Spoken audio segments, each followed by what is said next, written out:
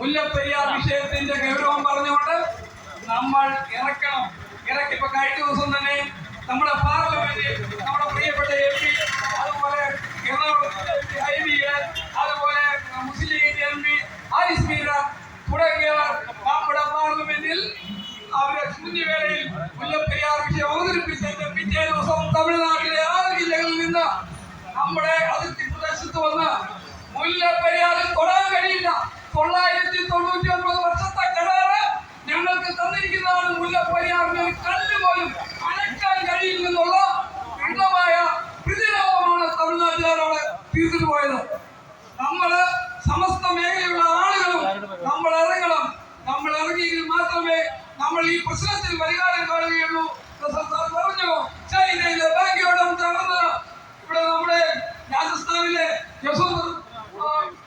Dam തകർന്നു.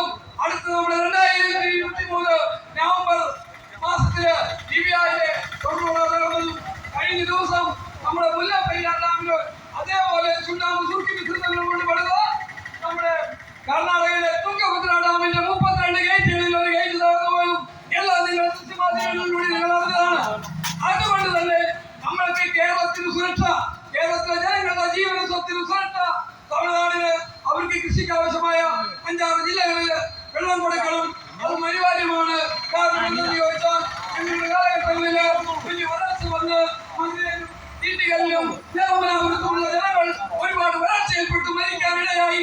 ആ കാര്യങ്ങളൊക്കെ മുൻനിർത്തിക്കൊണ്ടാണ് ബ്രിട്ടീഷുകാരെന്ന് ഇങ്ങനെ ഒരു പദ്ധതി ഉണ്ടാക്കിയും കനേഡിയൻ എഞ്ചിനീയർ മുന്നിൽ കിട്ടുക നേതൃത്വത്തിൽ ഈ ഡാം